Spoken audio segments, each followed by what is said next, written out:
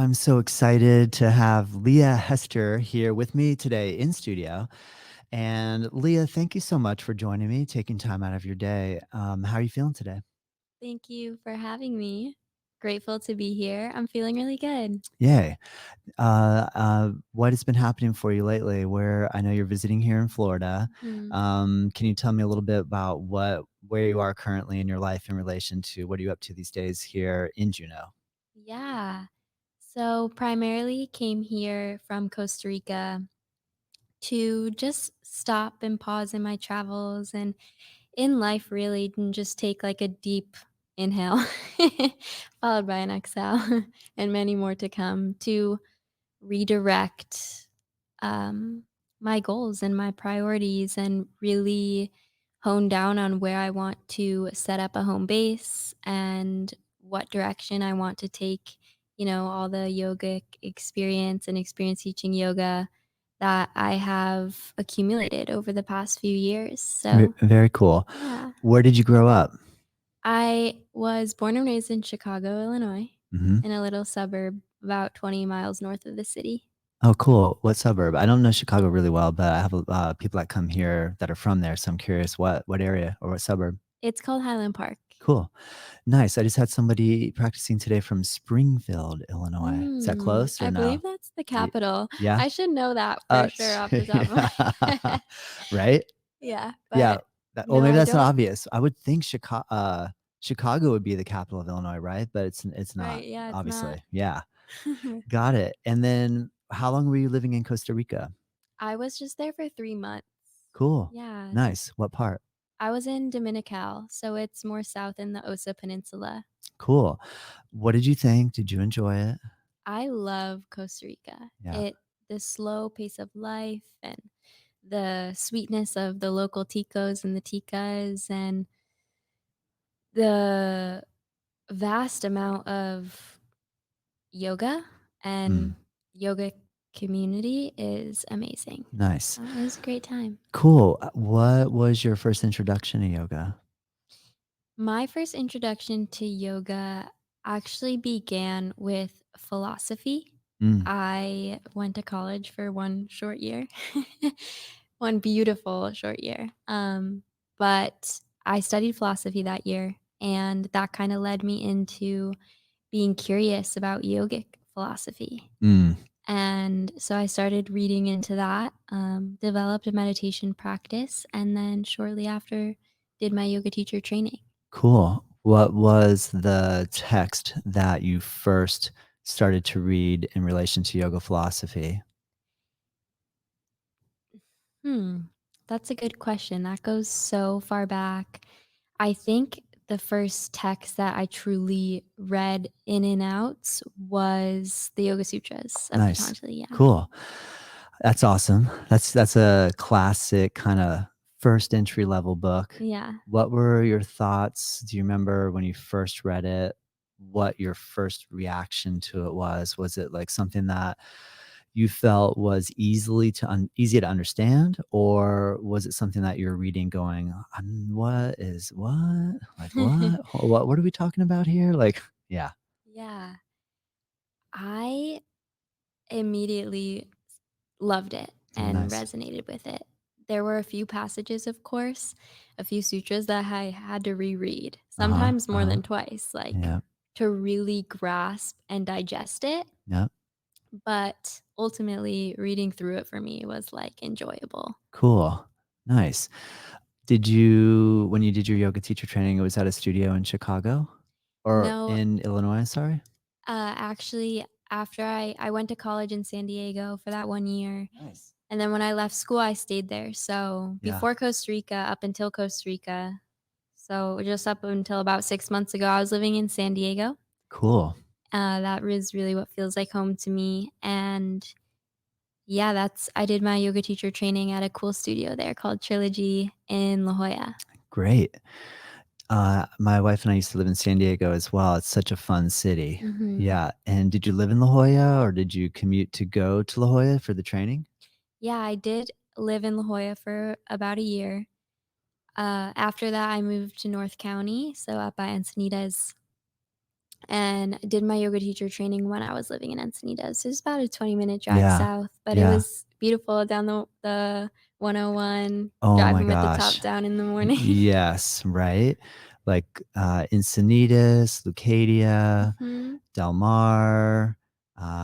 So we go a little bit south of Del Mar on the way to La Jolla, what, Torrey Pines. Mhm. Did you go to Black's Beach at all? Did Oh, you ever go? yeah. Yeah? I love Black's Isn't that Beach. amazing? It's I mean, I know amazing. some people would make fun of me because I love to go surfing there, but there was like, "Oh, Todd, the nudist beach, Yeah. you like it." I'm like, "Trust me, like, I'm not going there for that." And that trail, that goat trail that goes down, did you Mhm. climb down that to get Oh, to the yeah, yeah, it's many quite times an with adventure. my surfboard. There you go, nice, so you do surf. Yeah. Awesome. It's one of my biggest passions. Nice, cool. So obviously growing up in Illinois, that wasn't where you started to surf, I'm Mm-mm. guessing. And so then when you went to San Diego, that's where you started picking it up? Yep. Yep, cool. Very cool. Yeah. Um, when you did your yoga teacher training, what was the emphasis? Was it like a broad spectrum covering different styles and techniques, or was it a focused on a specific sort of a technique or approach?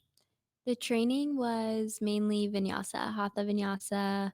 We dabbled in the breath work, yin, prenatal yoga, um, philosophy, Ayurveda. So we got a lot of exposure, like a little nibble of a lot of different Yeah, categories. nice.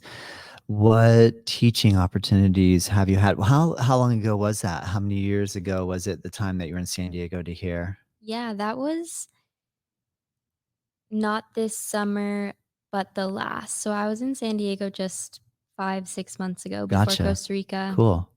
Um, and yeah, so just about over a year ago, around a year and a half ago, was my yoga teacher training. Yep. And it was a 1 month immersion. So it was Mhm. every day from like 8 a.m. to 5 p.m. Nice.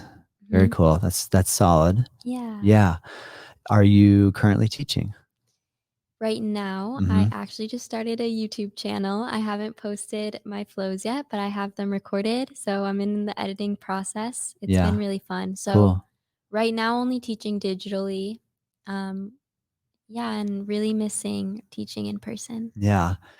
What, what did how did you kinda first start teaching digitally? Like, was it more like so the time frame makes me think this is all kind of post-pandemic, Hmm. not like born out of necessity, like everything's shut and now I can't like teach or be in a studio. But do you find that you've gravitated toward virtual teaching out of just ease? Or I'm a lot older than you. I didn't grow up with like, phones and technology and computers. So for me, it was a challenge to like start to feel comfortable with integrating all this sort of technology in with teaching, but is that something that you feel like comes natural to you or was just like a piece of cake, you didn't have to think about it? That's a good question. There's a lot to unravel there. I'd say there's a certain energy of physically being with your students that I love and I think can never truly be replaced. Like the essence of it can't be replaced virtually. However, I do believe that in the world we live in with all of the easy access to virtual studios and YouTube, that's a free platform, that there's so much abundance there and that you can take advantage of these platforms and share your teaching skills. So I found it to be pretty breezy transitioning to online. Cool. I think what is so appealing about making YouTube flows and meditations is just that it's accessible to everyone. Yeah, And I believe that agreed. yoga should be accessible to Yeah, everyone. agreed. I love YouTube. Mhm. Like I was struggling with the thought of trying to get going on it because it just seemed a little bit more daunting, like with social media, you can take a picture and or just write something brief and then boom, like it's done, right? Right. Whereas YouTube, there's a lot more like tech involved and all the search engine fill out, like all the stuff that you can fill out when you actually post your video is pretty um very like there's a lot to it. But now that I'm like working with it, like I'm so at the very beginning stages, right? But Mhm. I really like it. Like I think it's an amazing platform. Pretty cool. So I'm glad to hear that you're feeling it. You're getting excited about it. Yeah. What what do you feel like yoga has helped you with in your life? Yoga has helped me with so much, especially the past few months of transitioning and, being in a space close to family that I haven't been in for an extended period of time since I was 17, 18 years old. So it's really just helped me that no matter where I've been traveling and bouncing around the last few months of life, just come back to myself Yeah, and just nice. realize that home is, in the mind. Yeah. Yeah. Very cool. Are you can you tell me a little bit about I know recently I saw that you were in Guatemala. Can you tell me a little bit about what your experience was like down there? Yeah.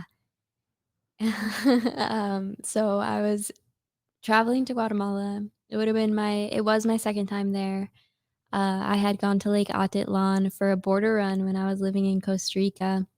So you'd only stay in Costa Rica or uh, different country for a period of 3 months if you're not a citizen, and you have to cross the border every 3 months to just show that you went to a different country and that so you're not like residing there. Yes. And I went to Guatemala for a border run. I loved Lake Atitlan. Then I saw an opportunity come up to co-host a yoga retreat there again, just in October this last month. And yeah, I went to Guatemala. Everything was all good. We were set to host this yoga retreat. And then a day after I got there, about a week, 5 days before the retreatees were meant to arrive, there was political conflict in Guatemala City.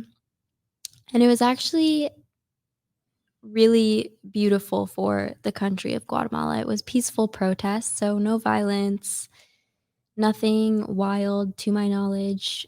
Um, and I think the people of Guatemala were really happy to execute that finally Mhm. and express themselves in that peaceful protest. But what it did is it didn't allow people to travel from the airport to the lake. It's about a 3 hour drive via Mm. car. Oh, wow. So we Wow. had to cancel the retreat. Oh, man. So everybody that already booked their plane tickets and already signed up and everything, it all had to turn around. Yeah. Oh, man, challenging. Yeah. I know someone else that was recently hosting a retreat down there and yeah, just raved about how beautiful it was there. But that is interesting. The element of going somewhere into a different country and just thinking like, hopefully this will be easy. Like it seems like it might be here. And then you have that challenge. That's pretty wild. Mhm. Yeah. So you didn't stay. So it was like, now it's time to leave. Yeah, I had this it was just an intuition, it was a feeling I had in my stomach of I should probably get out of the country even though by the lake there were no protests where I was. Yeah, but yeah, I just felt the feeling of I should probably get out of the country gracefully before Yeah. there is potentially Yeah. violence, because you Yeah. never know with peaceful protests. So Yeah. leaning on the side of caution, which in my adolescent life I didn't do much. Yeah. I took it into my own hands yeah, I booked a tiny little two-seater plane to get to Guatemala City and Oh, wow. got out Yeah. safely and gracefully. Yeah, smart move. And what was it about? Politics, you said? Just political parties arguing?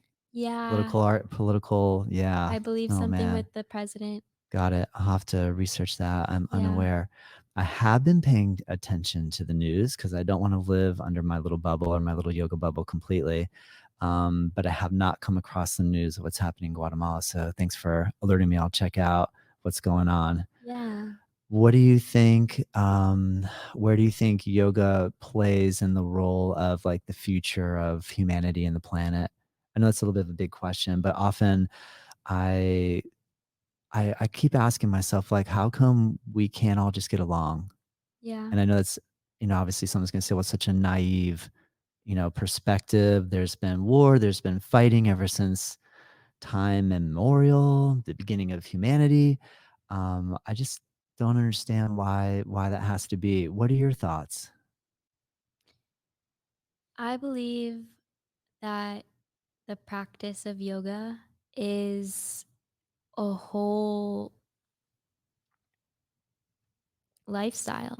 It's not just, the asana that a lot of people attend class for, which is absolutely lovely. And of course, on the 8 limb path. And I think it's an amazing way to move energy throughout the body and prepare us for meditation.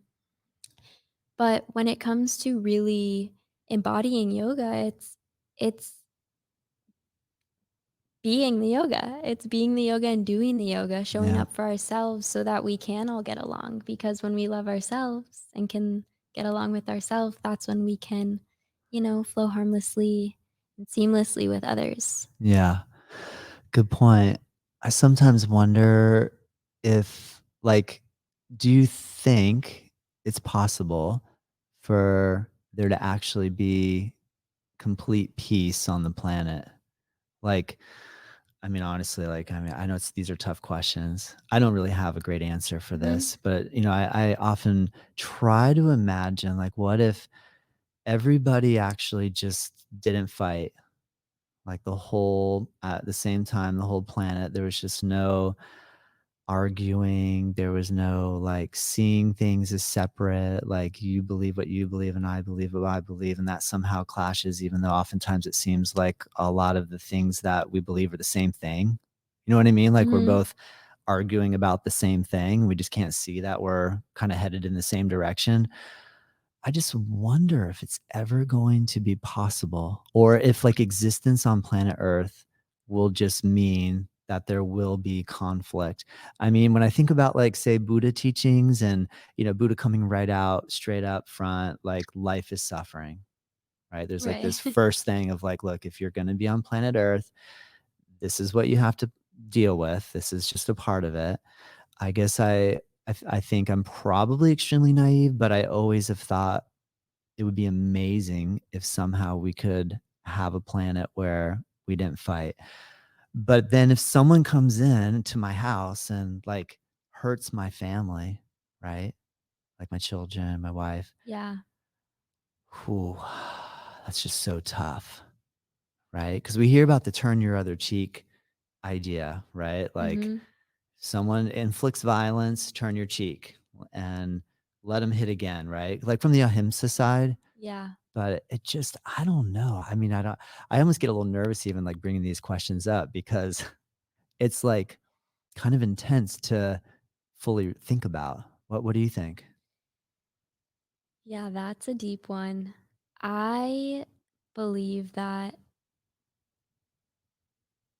we cannot control, of course, what we can't control. Yep, And so, in terms of everyone and all the people being born and all the people, exiting this human yep, life, yep, that there will always be conflict, yeah, whether that's super tiny or yep, grand. yep, I don't believe that that conflict always has to be in suffering, mm. but Do you mean, like, it could be more of a debate? mhm. Like an intellectual debate?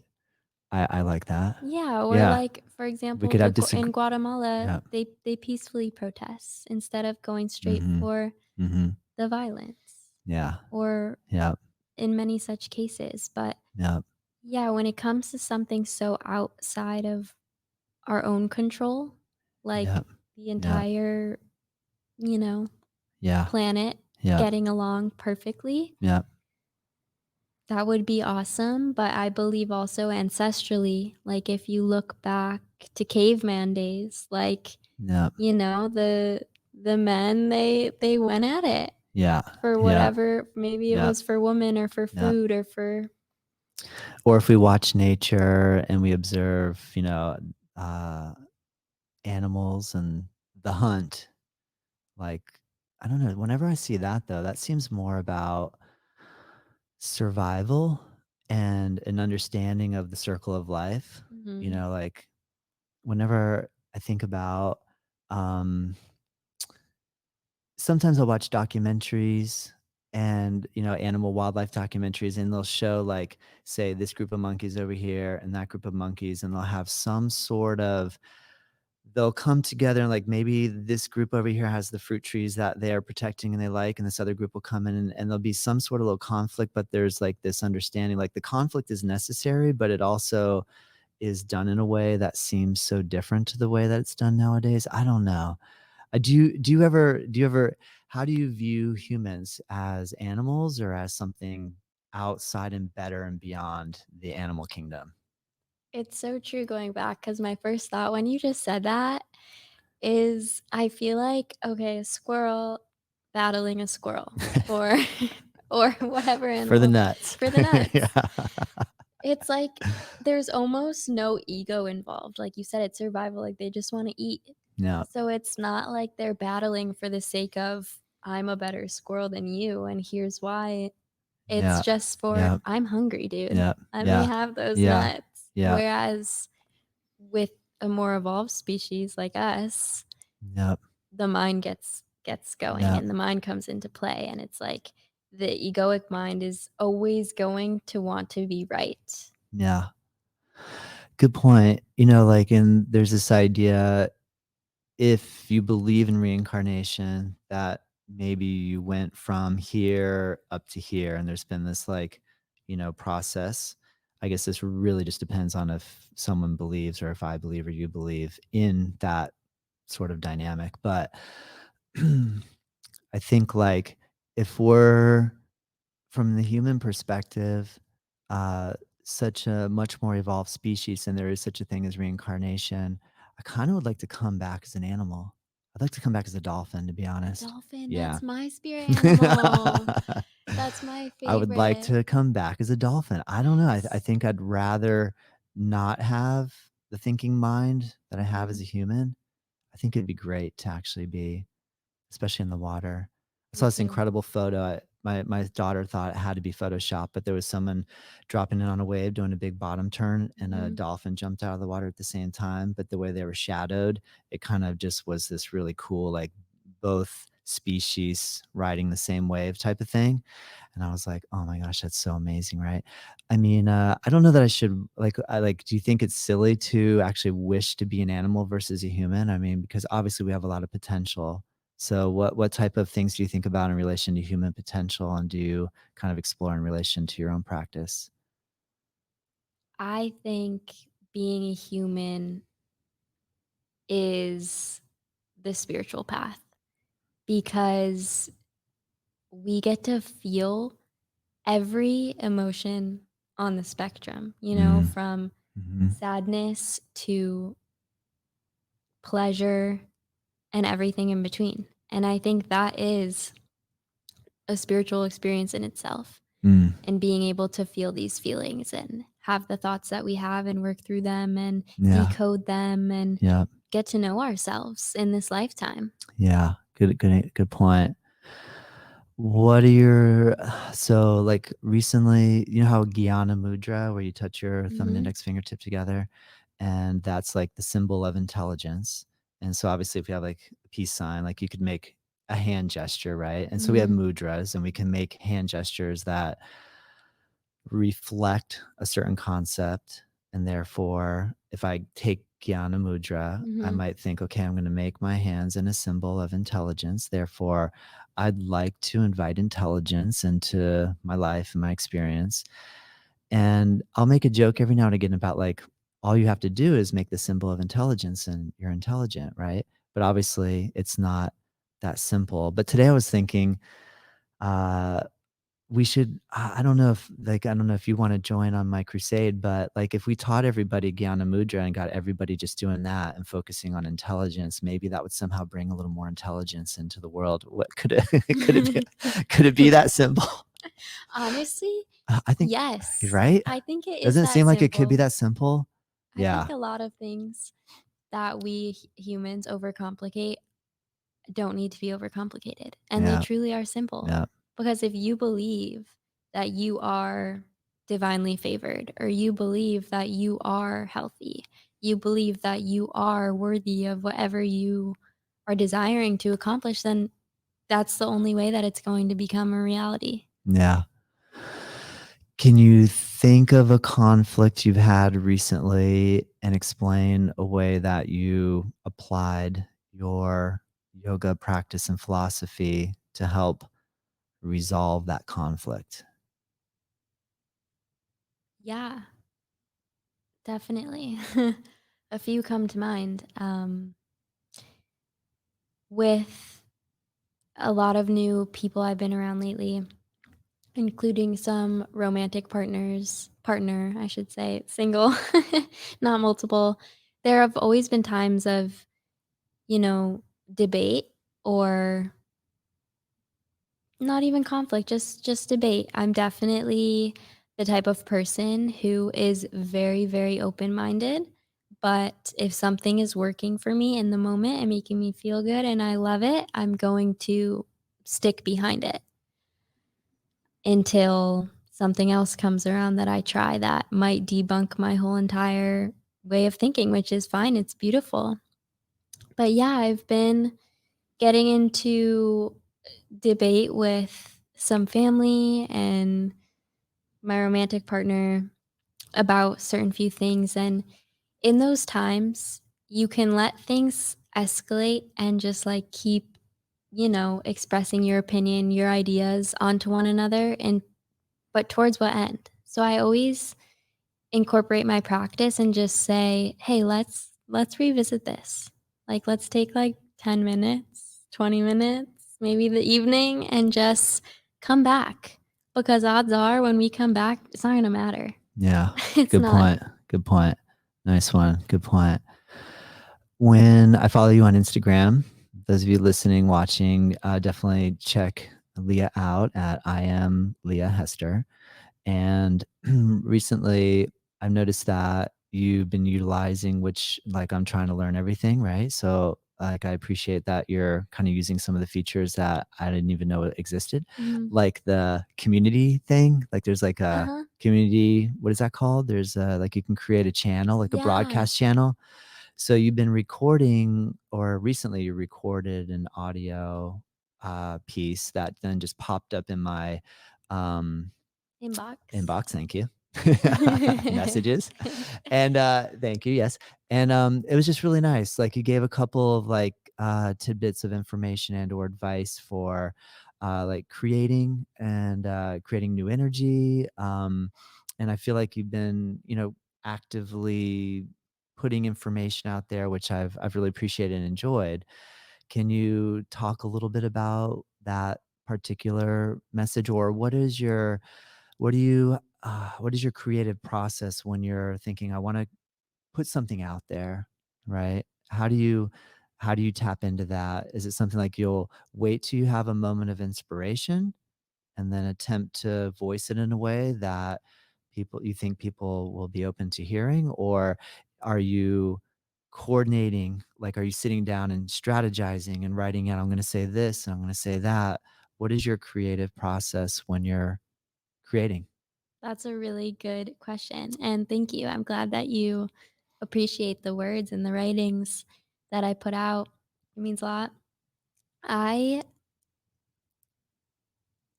just share authentically, truly. If something comes to me that day or I learn a lesson from an experience that I just had in life that will later turn into wisdom, I feel why not share that? Yeah. Why wouldn't I share? We're all so much more alike than we are different. Yeah. And even if my experience is completely different from yours, it may tie together into a similar lesson or a similar teaching. Yeah, good point. So, Yes. yeah. Where are you getting most of your inspiration from lately? Is it a particular individual? Is it through the experience of, well, it sounds like your Guatemala retreat. Was it maybe the learning lesson you hoped for or planned for? But is it like in that retreat setting, or what are you finding that are you when you do you have a ritual each day that you go to try to get inspired? Yeah, definitely. So, like the Guatemala situation, it's like of course, I didn't have a ton of expectations going into it, but in my mind, I was gonna host a yoga retreat and gain that experience and learn, but I trust, and my irrationally optimistic self just knows that the experience I did get and the lessons I did learn were exactly what I needed. Yeah. So, yeah, I've been pulling a lot of that inspiration from life experience lately. I Mm. feel like I've been go, go, go. And this Florida time has been a nice little pause and breath. But aside from that, I've definitely just been getting a handful of experience that, Yeah. 18-year-old me could have dreamed of or did dream of. And Yeah. now I'm Yeah. living it. And so with the World Wide Web that we have, like we talked about, it's like share. Yeah. Share. If I can help one person that day or inspire one person or put a smile on someone's face, then like that's amazing. That's cool. When you look back on your 18-year-old self, did you know what you wanted to do? Did you struggle with that whole transition of, obviously we get a lot of pressure from our family to like, there's a vision for us that would be us being successful. Mhm. And there's like, either following what they see as that success pattern. And then sometimes there's this like, I want to do me, and that's often at odds with our families.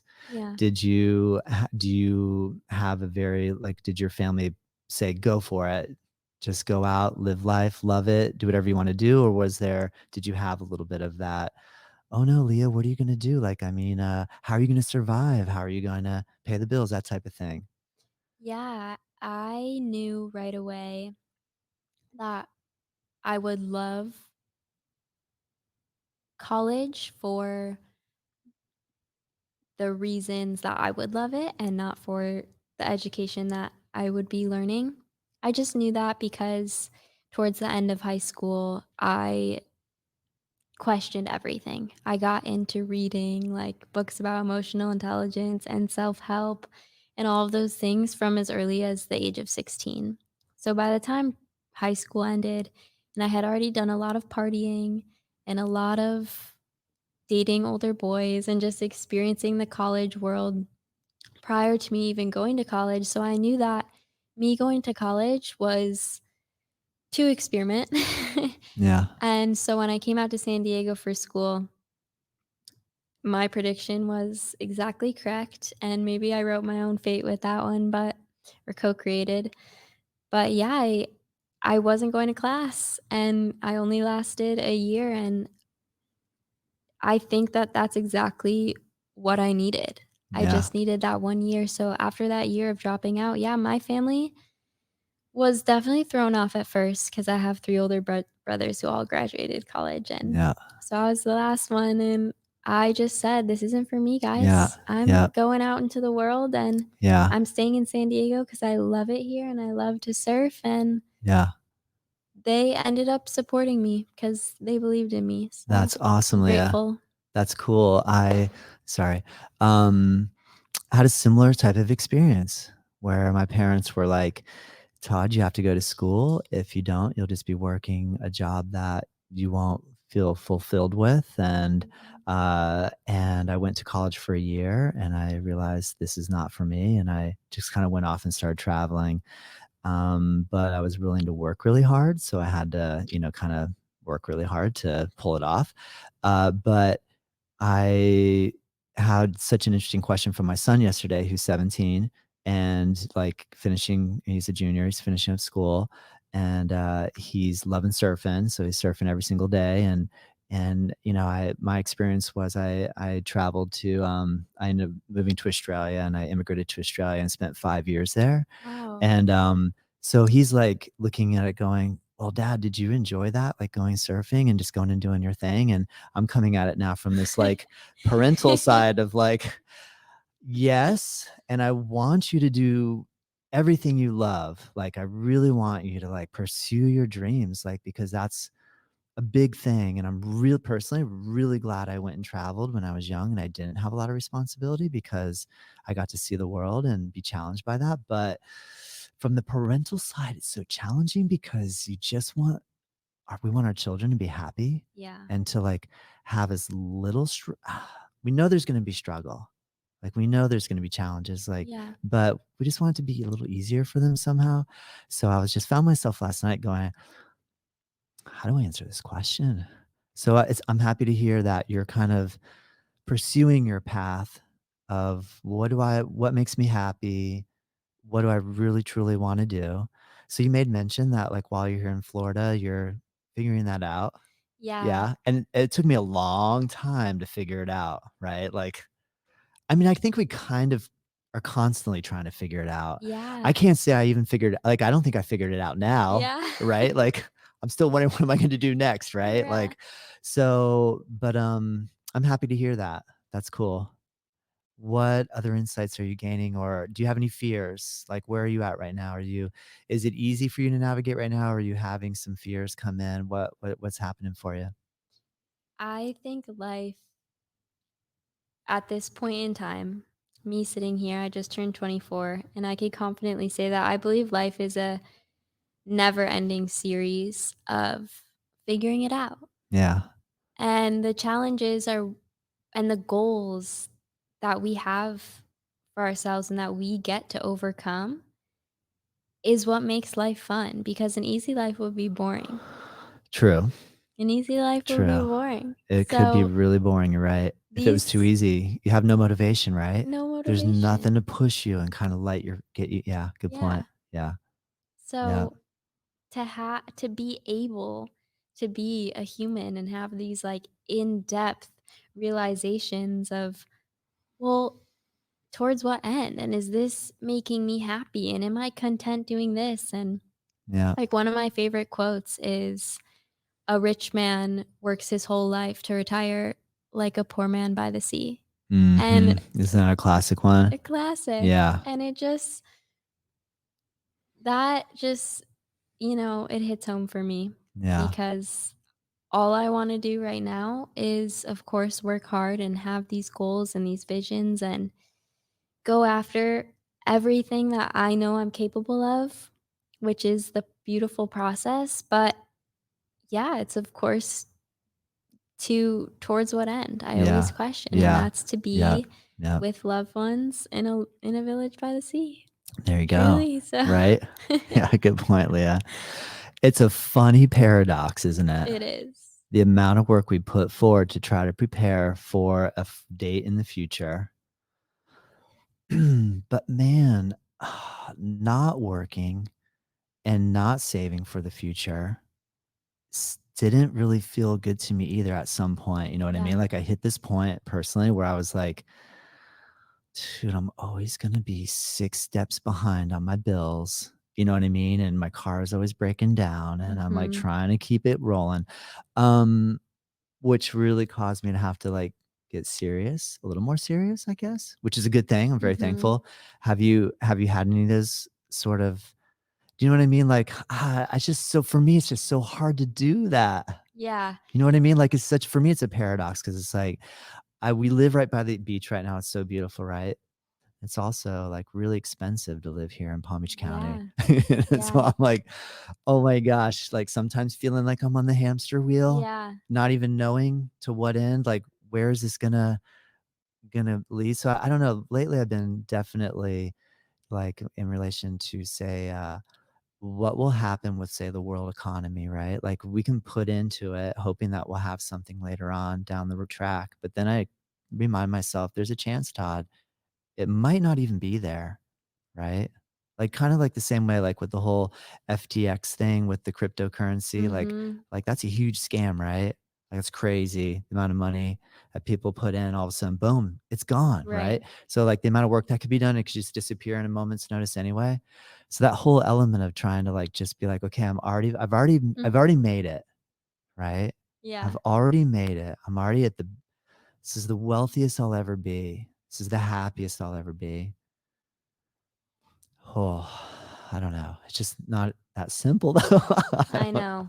Do you feel that too? You Yeah, notice that? that's where Yeah. I've kind of the space that I've kind of been in Yeah. lately Yeah. of before I left for Costa Rica, I had my own business and was in a really long 4-year relationship with, at the time, a man who I envisioned a really long future with. And yeah, all of that ended willingly. And I left for Costa Rica. And now I'm in a space of rebuilding. Yeah. But then, yeah, you go back and you're like, but I just am right now. And Yeah. where I am Yep. is okay. Yep. And you just need to accept that. And that life is just a cycle of like, you do one thing, you accomplish it, you take that Yeah. experience and you put it into the next. Yep. Everything is temporary. And I think that's a mantra that helps me a lot in Yep. just being okay with things. Yeah. And Yep. of course, Good point, not Leah. lessening motivation or dimming any goals. No, it only fuels them because nothing's temporary. So try Yep. everything, Yep. take the Yep. risk. Yeah. And Yeah. Good advice. Yeah, you or so you nothing's permanent, that everything's temporary. true. I agree. Good answer. Yeah. Yeah, that's cool. Do you so I noticed when I go to your Instagram page and then I go to your link tree and like you have different maybe companies that you represent and Mhm. or products that you attempt to market and sell. Yes. Does Yeah. that work? Yeah. Yeah, yeah. Yeah, Yeah. That's definitely. as like an influencer, air quote. Yeah. Yeah. Cool. Definitely always just try to partner with brands that I love and would promote either way. Yeah. Like the yoga mat brand that I work with, Oko Living. It's a organic cotton yoga mat with a tree rubber bottom grip, and I absolutely love it because I'm big on promoting natural fabrics and wearing natural fabrics because physical items hold energy. And a natural fabric, there have been studies done that they have a higher frequency. Mm, So when you wear fabrics like cotton and linen and ones that came from the earth, hemp, wool, they're going to have a higher frequency than something like polyester yeah. or something that's synthetic like nylon, spandex, all the things. So, yeah, for example, that company uh, was a local Encinitas company, Southern Very California. cool. So I was like, of course, yeah, this Yeah. is, definitely something I would love to authentically promote. Nice. Did you reach out to them? Did you get creative and send them a letter? Did you go into their shop in California? Did you have a connection? Like how would you recommend if say I'm going, cool, I wanna try to connect with a company and help promote them. What is your advice in relation to spurring that on? Gratefully and easefully, most of the brands that I've worked with have come to me. And then from there, I had to look them up, look into them, and see if it was Yeah. something that I Yeah. was passionate about and wanted to promote. Um, That's and yeah, cool. so the ones that I am promoting are N all ones that are things that I would recommend to almost everyone and use every nice. day and love. Nice. So, That's yeah, cool. Awesome. Are you familiar with the company Patagonia? I Are am. you familiar with how they've used tree rubber and or Ulex to make wetsuits? Wow, Yeah, they're trying that's to awesome. completely turn the whole neoprene rubber wetsuit thing to a sustainable Ulex rubber, which is some sap or type of more natural material, which is pretty amazing. So That I'm a would be I'm a huge fan amazing. of Patagonia. Yeah. Yeah, and Yeah. what they're doing with that. But that's cool. Yeah, I heard you mention with the yoga mat that there's like a tree rubber, you said? Tree rubber Yeah, bottom? that's That's the grip cool. on the bottom, so Yeah. it does have grip, and because it's cotton, it actually strengthens my practice Yeah. because I'm not so anchored to the floor through, like, a full rubber mat. Yeah. Um, it doesn't slide at all, but it definitely strengthens your practice Kinda practicing it on can a cotton stretch mat. out. Like Yeah, when a you're in a little down bit. dog, it feels like you're sliding apart a little bit, so you have to use your strength to pull to Right. not slide out. You're Cool. activating Yeah. muscles that you normally wouldn't. Nice. Well, do you have a movement history background prior to yoga, or when you got into yoga, was that like your first movement practice? Were you an athlete when you were younger? Did you do dance, gymnastics, any of that stuff? Yeah, I feel like a lot of yogis come from a dance background or, yeah, a gymnastics background. The amazing, lovely woman who led my yoga teacher training, who I learned so much from, she's amazing. She's from Chicago too. What is She her name? Gabrielle. Cool. Yeah, Can you and share her last name as well? yeah, Gabrielle Blakely. Nice. Yeah, she's awesome and so wise and beautiful. But she was a dancer, so I know like a lot of yogis who were previously dancers. But I was the opposite. I played like every sport under the sun. I was a complete tomboy growing up with three brothers. I played sports in high school as well for my freshman and sophomore year before I went into my own things. But yeah, I played basketball, soccer, my those two my whole life. I played lacrosse, I played hockey with boys, I figure skated, gymnastics a little bit when I was a Mm-hmm. really young Mm-hmm. kid. What else? Softball. Wow, I played a lot of sports. that's cool. What advice would you give somebody who thinks that yoga could not help their current sporting activity?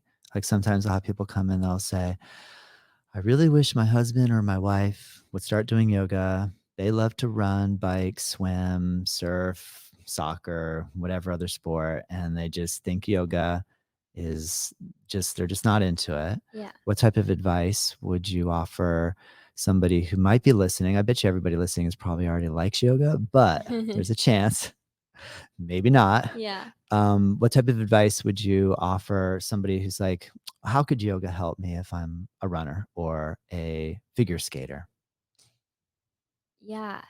The physical postures, asana of yoga is so beneficial, I think, for any movement to just complement it Yeah. because you're moving around energy in the body and that makes space for anything else that you are incorporating. So if you're making space and stretching your limbs and moving the fascia within your body, practicing yoga asana, and then you translate that to a soccer field or a football field, you're going to have more mobility and you're going to have that both physical and energetic space in the body to let those movements in your other sports be more fluid. Nice. Yeah, good answer.